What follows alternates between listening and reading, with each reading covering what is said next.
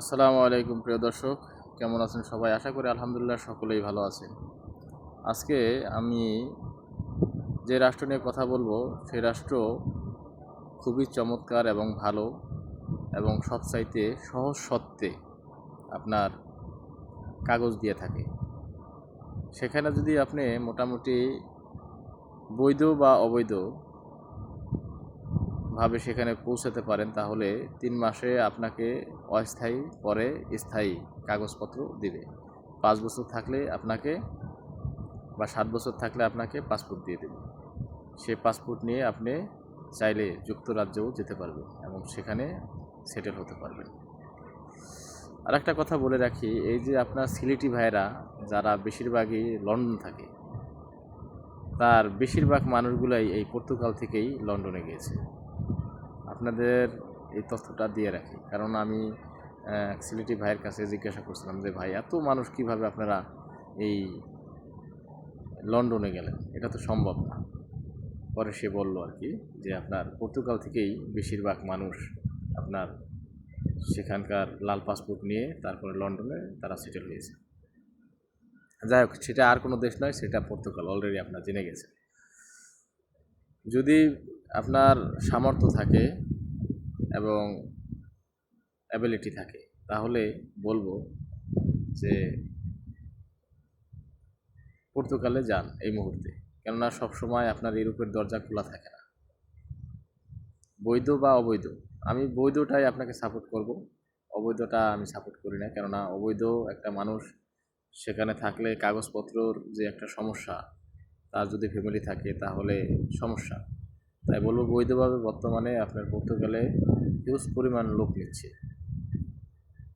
আপনারা যদি নিজে নিজে ট্রাই করতে পারেন, শুনেন একটা কথা বলতে কি, একটা এজেন্সি কিন্তু আপনার, তারা জব সাইটে গিয়ে, পর্তুগালের জব সাইটে গিয়ে তারা জব সার্চ করে। পর্তুগালের জব সাইটের সিস্টেম হলো, আগে তার রাষ্ট্রের মধ্যে এই জবগুলা তারা দিতে চায়। যখন তার রাষ্ট্রের মানুষ সেটাকে গ্রহণ করে না, তখন তারা এটাকে ইন্টারন্যাশনালি দিয়ে থাকে। সেখান থেকে এই বড় বড় এজেন্সি, তারা যারা কম্পিউটার ভালো বোঝে এবং টেকনিক্যাল ভালো বোঝে, তারা এই কম্পিউটার থেকে এই জব সাইটে গিয়ে তারা বিভিন্ন মানুষের পাসপোর্ট সব কিছু দিয়ে সেখানে সাবমিট করে। সাবমিট করলে পরবর্তীতে তারা এই সাবমিট করা কাগজগুলো সব কিছু দেখার পরে যদি তাদের মনে হয় যে না, তাকে ভিসা দেওয়া যায়, তখন তারা সেখান থেকে তাকে আবার মেইল করে। সিস্টেমেটিক, আর কোনো সিস্টেম নেই। আপনিও যেই রকম, আমিও ওই রকম, কিন্তু এজেন্সি তারা দক্ষ মানুষ খুঁজে একজনকে চাকরি দেয়, চাকরি দিয়ে এই কাজগুলো করায়। এরপরে লাখ লাখ টাকা তারা হাতায় নেয়।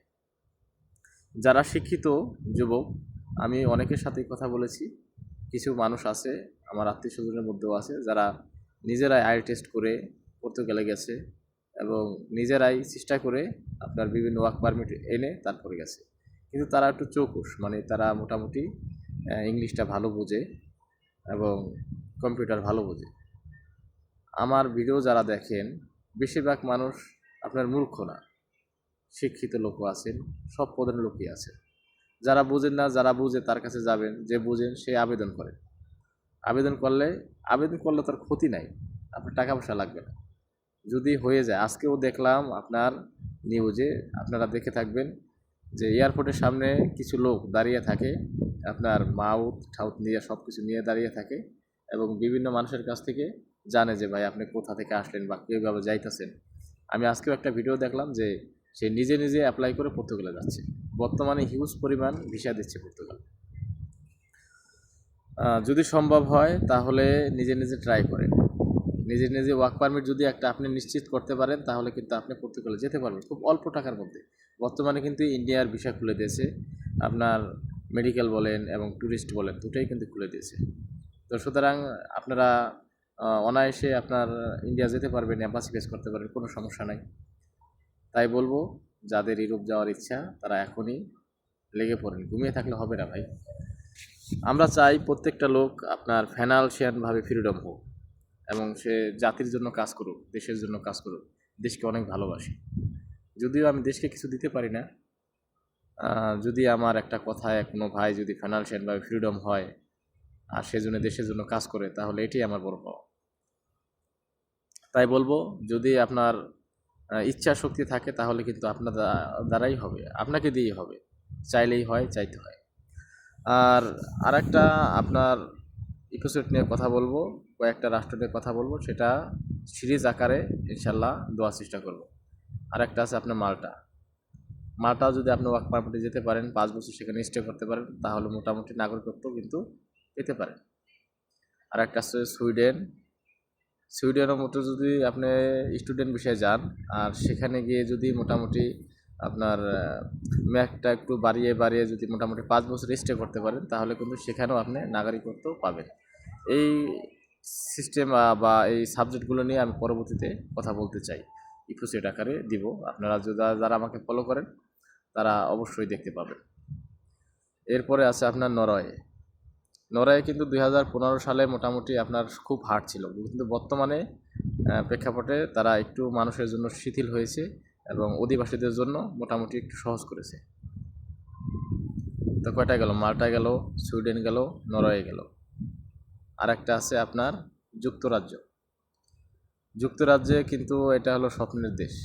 যুক্তরাজ্য সকলে যেতে চায়, কে না যেতে চায়, সকলে যেতে চায়, কিন্তু ইউরোপের লোক সাধারণত আপনার যুক্তরাজ্যে কিন্তু চাইলেই যেতে পারে না, লাল পাসপোর্ট লাগে। যুক্তরাজ্য বর্তমানে আপনার তারা বাঙালিদের বা ইন্ডিয়ান অন্য রাষ্ট্রের যারা আছে তাদেরকে কাগজ দিচ্ছে, অনেকে আপনার রাজনৈতিক ইস্যুতে কেস দিচ্ছে, আজেলামা করতেছে, কিন্তু অনেকেরটা টিকে, অনেকেরটা টিকে না। তো সেখানে কিন্তু মোটামুটি কাগজ দিচ্ছে। যাই হোক, আপনারা যদি মোটামুটি ইউরোপে যাওয়ার ইচ্ছা হয় তাহলে আপনারা চেষ্টা করতে হবে, চেষ্টা না করলে ভাই হবে না। একটা মানুষ ওয়ার্ক পারমিট আনতে গেলেও মোটামুটি 1 বছর সময় লাগে, আর সেখানে আপনি নিজে ট্রাই করবেন, সেক্ষেত্রে তো দেরি করলে আর হবে না। আপনাকে এটা নিয়ে ঘাটাঘাটি করতে হবে। ফেসবুকে নানান তা না দেখে, ইউটিউব দেখে মোটামুটি আপনার এই কভার লেটার, তারপর ইউরোপের কীভাবে জব সার্চ করে বের করতে হয়, অনেক ভাই যারা মোটামুটি কম্পিউটার বুঝে, অনেক আপুরা কাজ করে এইগুলো নিয়ে, তারা একবারে স্ক্রিনে দেখাই দেয় যে এইভাবে আপনি করতে পারেন। এখন আমরা মোটামুটি বুঝি, কিন্তু ভাই আমার হাতে অত সময় নেই যে আমি একটা কম্পিউটার নিয়ে কাজ করে আপনাকে ছোট মানে সুন্দর ছবি এখানে পোস্ট করে প্রত্যেকটা দেখিয়ে দেব। এই সময়টা আসলে অ্যাকচুয়ালি আমার হাতে নাই, কারণ কোম্পানির আন্ডারে থাকি তো, আর এগুলো আসলে আমার দ্বারা হবে না। তাই আপনাদের মোটিভেশনাল কথা বলি এবং মোটিভেশনাল করি এই কারণেই যে আমার দ্বারা যেন একটা ভাই উপকৃত হয়। কোনো তথ্য সেটা আমি দিতে পারবো।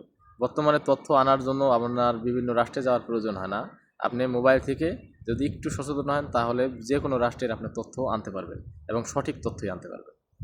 তাই বলবো, আপনারা বিভিন্নতা না দেখে নিজের জন্য নিজে সময় দেন।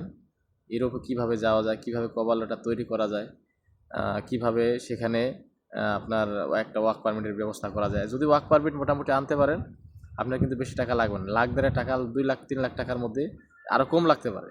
এর মধ্যে কিন্তু আপনি পর্তুগাল বলেন, মাল্টা বলেন যেতে পারবেন। বিভিন্ন এজেন্সি যারা সত্য কথা বলে, তারা বলে যে 12 লাখ 13 লাখ টাকা আমরা ঠিকই নেই, কিন্তু আমাদের মোটামুটি 8 থেকে 10 লক্ষ টাকায় লাভ হয়। কথা কিন্তু সত্য, তারা সঠিক বলে, কিন্তু আমরা বুঝি না, আমরা বিশ্বাস করি না, ভাবি আমার দ্বারা হবে না। তাই ভাই একটু চেষ্টা করেন, ট্রাই করেন, নিজে ভালো হন এবং দেশের জন্য কিছু করেন। ভালো থাকবেন, দোয়া রাখবেন। কোনো প্রশ্ন থাকলে আমাকে কমেন্টে জানাবেন, আমি আশা করি আপনাদেরকে কমেন্টের অ্যান্সার দিয়ে অন্ততপক্ষে হেল্প করতে পারব। ভালো থাকবেন, দোয়া রাখবেন। আল্লাহ হাফেজ।